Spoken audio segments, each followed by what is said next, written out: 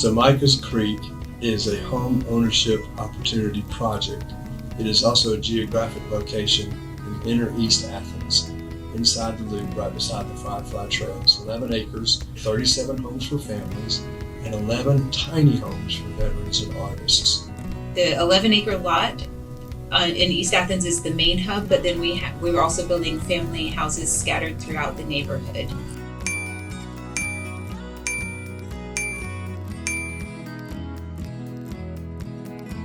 Also part of Micah's Creek will be a longitudinal study, and that'll be for the children who are at Gaines Elementary.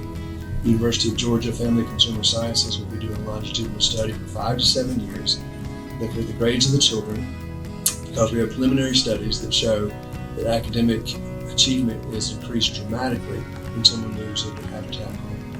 There'll be many other factors that will be examined with the longitudinal study. We're getting funding for this program from federal and local grants. We expect to finish the project in 2030.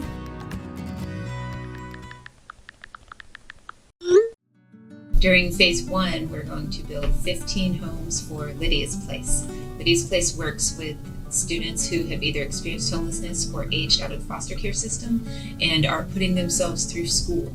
Lydia's Place provides services to the young adults to help them as they work their way through school, and Habitat provides the houses. We also received a significant promise from the Governor's Office of Georgia, and that is American Rescue Plan Act funding that came through the Governor's Office, and that would be for infrastructure and also for 15 ICF bungalows. ICF is insulated concrete form. We will stack up the outside of the walls like Lego blocks, and then we'll pour concrete inside. That makes them super strong. And those bungalows are 60% more energy efficient than stick-built homes. We do what we do. We provide housing.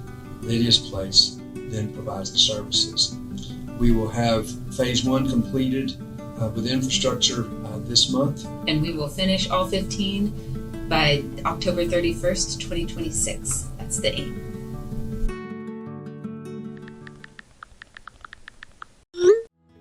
We had to come in and clear cut the land. It was not our hope.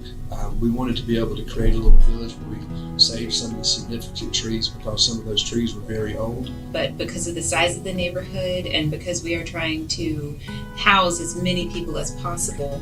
And given the topography, it's an 80-foot drop from the top down to Micah's Creek, that we had to take down the trees. Since we had to take them out, we have done our best to use as much of the wood as possible. So some of those trees we've milled into lumber. Every structure in Micah's Creek will have some lumber in it from the land. There's some firewood that has also been cut and distributed for folks who heat their homes that way. Some of it has been turned into wood mulch to use to help the plants in the new neighborhood grow. And that good wood, not used for construction, will be given to area woodworkers to make cutting boards and Christmas ornaments and certain art. So instead of keeping the original canopy of trees, we have been replanting. So we've already started to put new trees back in the ground. We plan to plant back native species so that the streets will be shady in the neighborhood and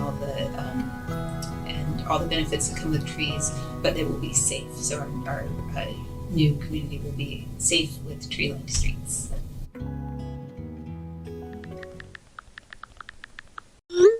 Athens Habitat started building kind of tiny homes in 2019. So these homes were 600 to 800 square feet.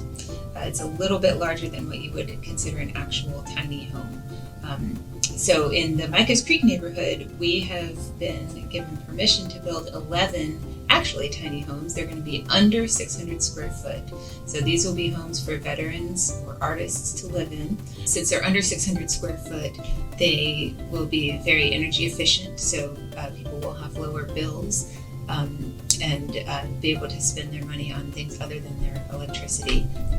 In the past, we haven't been able to build tiny homes because of zoning policy, but we're hoping in this neighborhood that we will demonstrate that these homes are a really important part of the mix for affordable housing,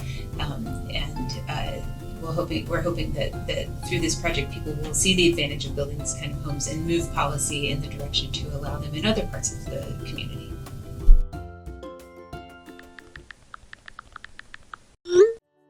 So we are aiming to put solar and battery systems on all of the homes in the Micah Creek neighborhood. This is a very innovative practice. It's unusual to build new construction in Georgia with solar already included, but that's our aim. We want our homeowners to walk into the house with the solar system already installed and already working. We have had conversation for more than a year now with some local volunteers who are quite interested in solarizing the neighborhood. We've been working with a few really great organizations. There's an organization called Give Solar has donated panels to us and helped us fundraise. So we've been working with Bright Homes Energy Initiative, these concerned citizens, and we've been able to raise some money. We've already solarized 3 homes on satellite sites. They are even analyzing the bills, so we are able to see the savings in real life that people experience after they move into their homes. By putting solar on the rooftop solar on the houses and a significant battery with storage, these energy bills will be next to nothing. When the power goes out, the people in the Micah Creek neighborhood will be able to keep some critical appliances and a few lights on. So you can imagine, this. We're really building an anchor neighborhood in a part of the community that has seen disinvestment. Also, with the solar, we're putting in EV stations, electrical vehicle charging stations. While we have on-street parking for each house, there are 3 additional parking lots, I should say. And in those parking lots, we'll have 3 EV chargers that will last from now on. And that's to be done individually with a card. There's a process, and we are working with Georgia Power to make that happen.